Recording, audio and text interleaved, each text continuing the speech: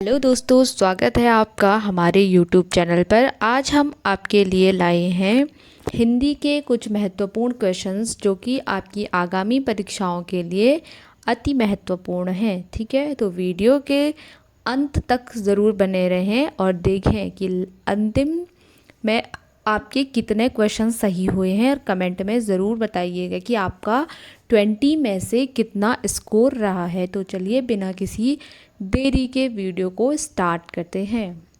पहला क्वेश्चन हमारे पास आ जाता है, गढ़वाली भाषा के निम्न शब्दों में से कौन सा शब्द माँ का पर्यायवाची नहीं है। पहला है बुए, बौजी, बेई या बोई। ठीक है, तो राइट आंसर आपका यहाँ पे बी हो जाता है क्योंकि बौजी का अर्थ होता है भाभी। ठीक है, क्वेश्चन नंबर 2 आता है, निम्नलिखित में से कौन सा कथन सही नहीं है।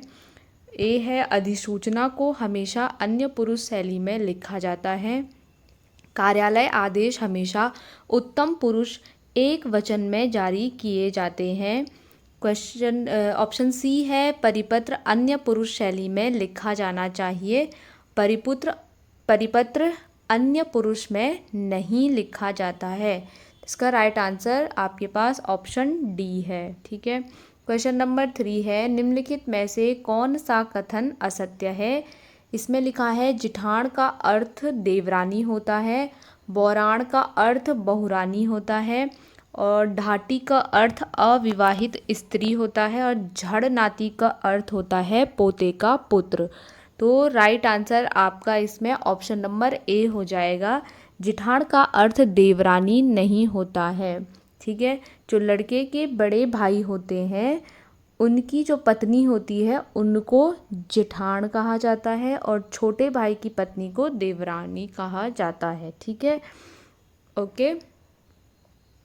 नेक्स्ट क्वेश्चन हमारे पास आ जाता है, राजभाषा अधिनियम 1976 में हिंदी के संबंध में महत्वपूर्ण निर्णय लिए गए थे।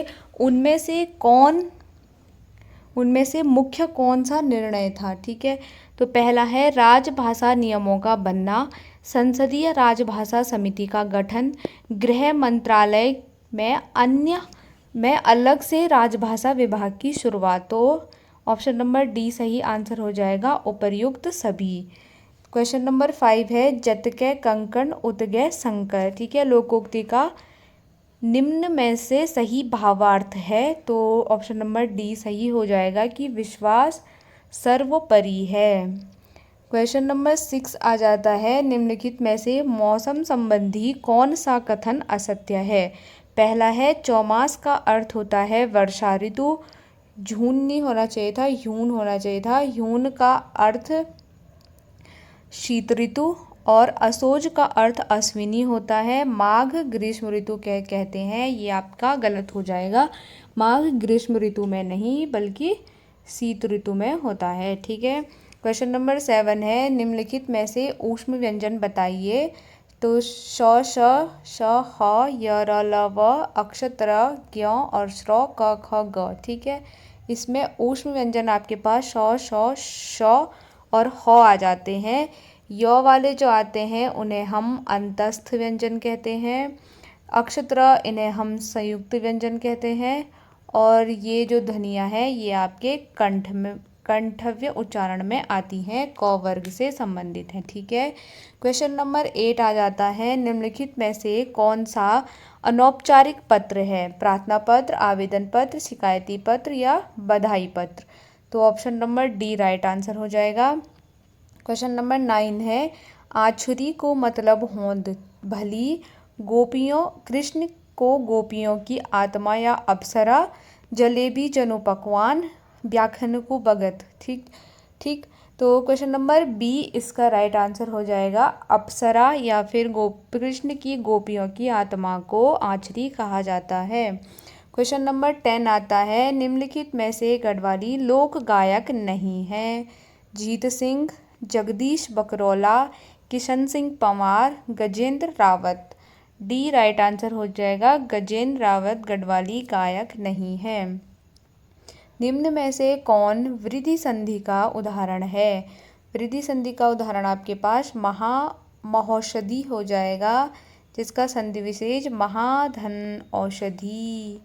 ठीक है, ये राइट आंसर हो जाएगा। 12 है नौली बारीक घूंघट देख। उक्त लोकोक्ति में नौली शब्द का अर्थ क्या है? बधू, नाई, नवेली या देखना। ऑप्शन सी राइट आंसर नवेली हो जाएगा। भ्रमर गीत निम्न में से किसका सबसे महत्वपूर्ण एवं काव्यात्मक अंश है? साहित्य लहरी, कवितावली, सूरसागर या दोहावली। तो राइट आंसर आपका सूरसागर हो जाएगा। ठीक है, कीबोर्ड और माउस निम्न में से क्या है? ठीक है, कीबोर्ड और माउस निम्न में से आउटपुट इकाई है या इनपुट इकाई, मेमोरी का या कंट्रोल इकाई। तो इनपुट इकाई राइट आंसर हो जाएगा। क्वेश्चन नंबर 15 आपके पास आ जाता है। निम्न में से जागर शब्द का क्या अर्थ है? मनोरंजन गीत, युद्ध गीत, देवी देवताओं का आवाहन कर मानव माध्यम पर अवतरित करने की प्रक्रिया या उपर्युक्त में से कोई नहीं। ऑप्शन सी राइट आंसर आपके पास हो जाएगा। क्वेश्चन नंबर 16 आता है। निम्न में से कौन सा शब्द हिम संबंधी नहीं है? यानी कि किसका अर्थ हिम यानी कि बर्फ नहीं है। हिमाल, ह्यू, होल, ह्यूमुन। ठीक ठीक, तो हॉल का option number C right answer हो जाएगा। हॉल, हॉल का मतलब कोहरा होता है। ठीक है, बाकी का अर्थ बर्फ होता है। ठीक है, क्वेश्चन नंबर 17 आता है। कबीर और गांधी की विधा क्या है? खंड काव्य है, कहानी है, आत्मकथा है या निबंध है। ऑप्शन डी राइट आंसर हो जाएगा। क्वेश्चन नंबर 18 आता है। निम्नलिखित पंक्तियों में कौन सा अलंकार है? जो रहीम गति दीप की, कुल कपूत गति सोई, बारे उजियारो करे, बढ़े अंधेरो होई। उत्प्रेक्षा अलंकार, यमक अलंकार, उपमा अलंकार या श्लेष अलंकार। तो option D is right answer, श्लेष अलंकार। शब्दों के निम्न में से कौन दो प्रमुख भेद होते हैं? विकारी, अविकारी, तद्भव या तत्सम, उपसर्ग प्रत्यय, कर्ता प्रक्रिया। Right answer option number A विकारी और अविकारी शब्द। 20 है। निम्नलिखित में से कौन सा शब्द शुद्ध है? तो ये वाले क्वेश्चन का आप मुझे कमेंट में बताएंगे कि इसमें कौन सा राइट आंसर होगा या कौन सा वाक्य शुद्ध होगा। ठीक है, तो ये थे हिंदी के कुछ इम्पोर्टेंट क्वेश्चंस। अगर आप लोगों को वीडियो पसंद आए तो वीडियो को लाइक और चैनल को सब्सक्राइब करना बिल्कुल भी ना भूलें। Thank you so much for watching my video. Bye.